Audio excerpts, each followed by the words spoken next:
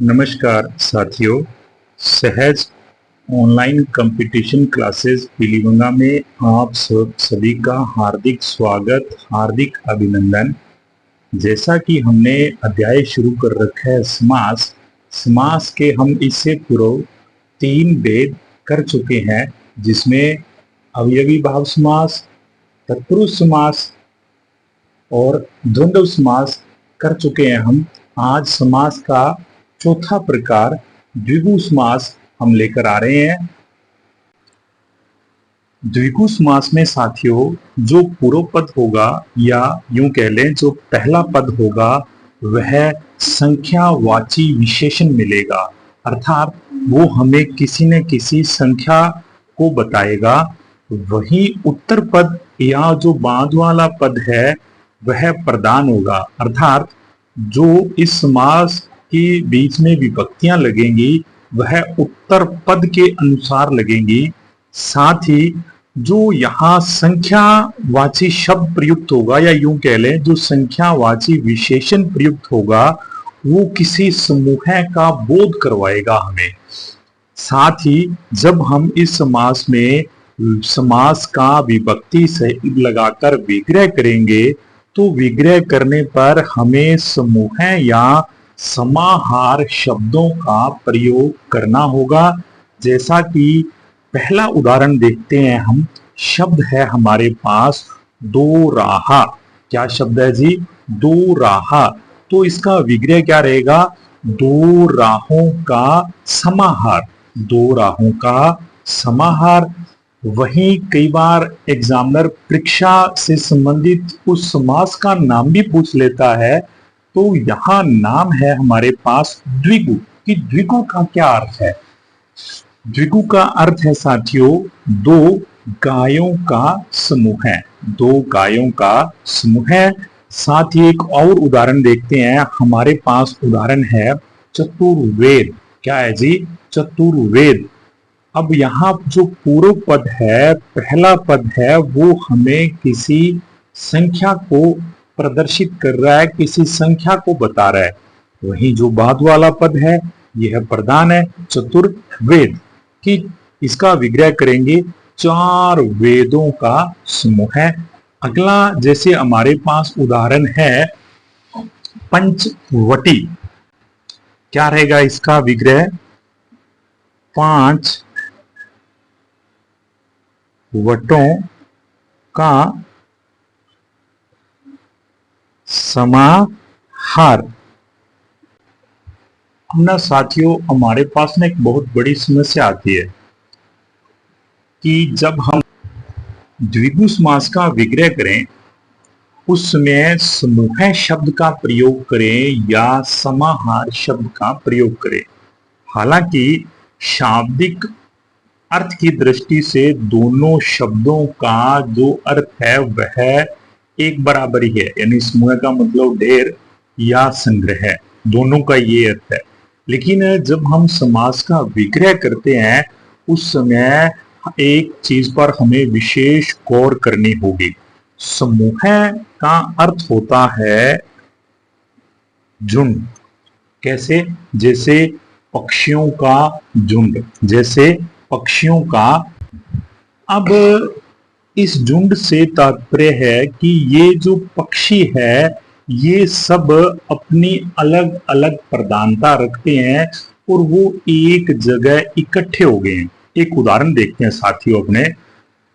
अब जैसे मेरे पास ना एक यहाँ शब्द है त्रिरत्न। क्या है जी? त्रिरत्न। अब ना इसका जब हम विग्रह करेंगे तो क्या करेंगे?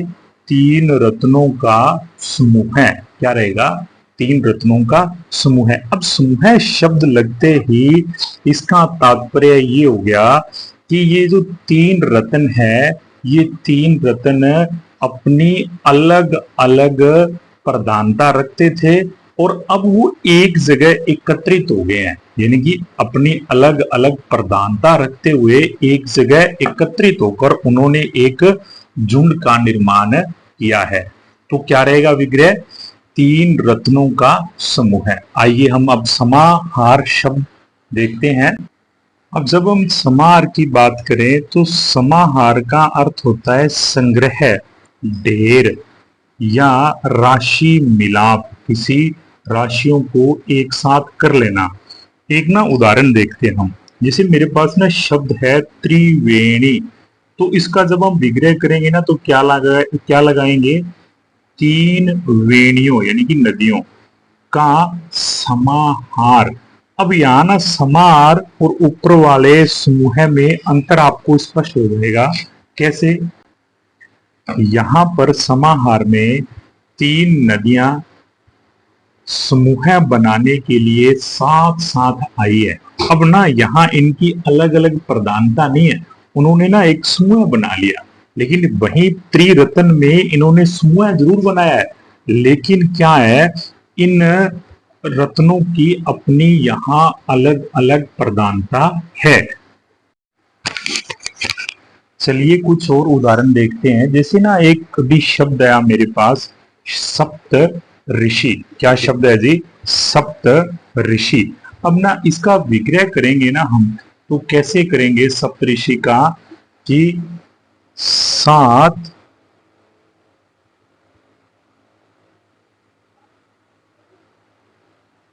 ऋषियों का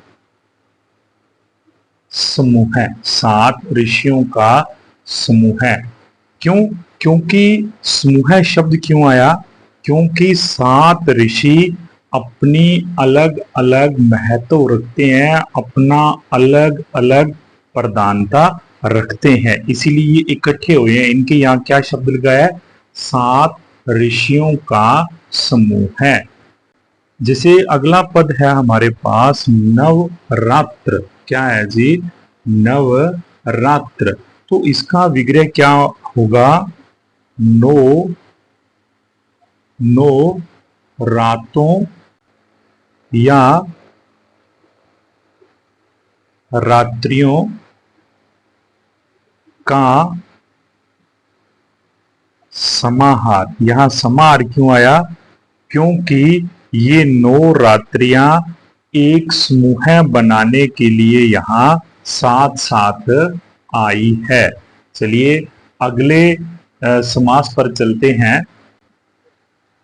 कर्मधारय समास है अपना, जिसमें एक पद विशेषण होगा तथा एक पद विशेष्य होगा। यहाँ हिंदी के साथी अच्छे से जानकार हैं कि विशेषण किसे कहते हैं। वे शब्द जो संज्ञा या सर्वनाम शब्दों की विशेषता बतलाते हैं क्या कहलाते हैं? विशेषण। और वहीं विशेष्य की अगर बात करें, वे शब्द जिनकी विशेषता बताई जाती है वो क्या कहलाते हैं? विशेष्य। जैसे ना मेरे पास यहाँ एक शब्द है लाल मिर्च। शब्द क्या है जी? लाल मिर्च। यहाँ लाल शब्द क्या है? इस संज्ञा को प्रदर्शित कर रहा है, इसकी विशेषता बता रहा है, इसीलिए लाल क्या है? विशेषण। और वहीं मिर्च की बात करें तो ये क्या है? विशेष्य। यानी कि इस मिर्च की विशेषता क्या है? ये लाल है। एक बार फिर से, कर्मधारय समास में एक पद या तो विशेषण होगा और दूसरा पद क्या होगा? विशेष्य। विशेषण वे संज्ञा या सर्वनाम शब्द जो किसी शब्द की विशेषता बतलाते हैं, विश्लेषण कहलाते हैं, विशेषण कहलाते हैं, और जिसकी विशेषता बताई जाती है वो विशेष्य कहलाते हैं। वही कर्मधारय समास में एक पद उपमेय अथवा उपमान मिलेगा।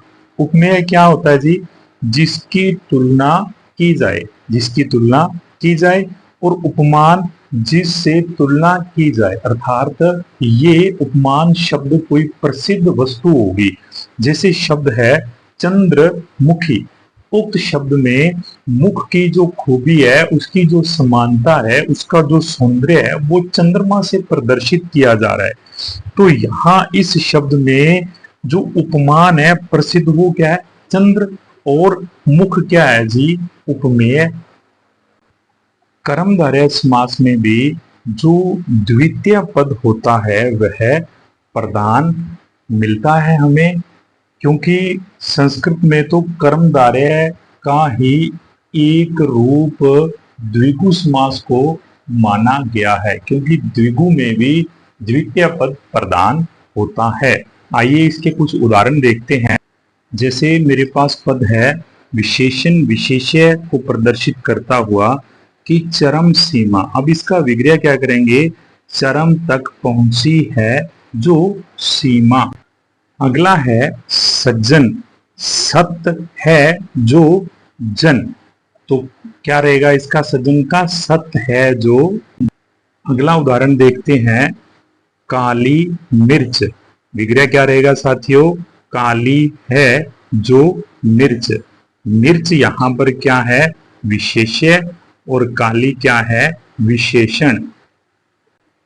हम अगला देखते हैं उपमेय उपमान युक्त कर्मधारय समास के पद। जैसे मेरे पास शब्द है चरणारविंद, तो क्या रहेगा इसका विग्रह जी?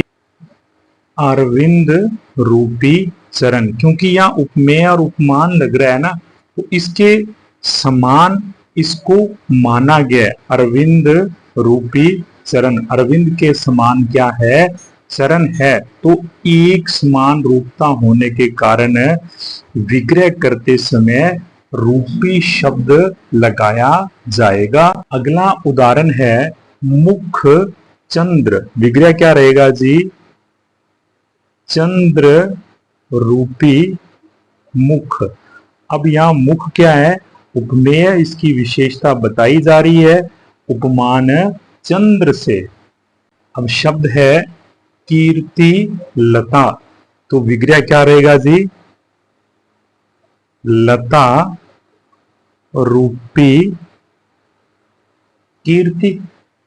कई बार साथियों क्या होता है, दोनों पद विशेषण और विशेष्य न होकर दोनों ही पद हमें विशेषण मिलते हैं, तो उनका विग्रह कैसे करेंगे? आइए एक उदाहरण से देखते हैं। मेरे पास शब्द है लाल सुर्ख। यहाँ लाल भी विशेषण है और सुर्ख भी विशेषण है, तो इसका विग्रह रहेगा जो लाल है जो सुर्ख है। एक उदाहरण और देखते हैं।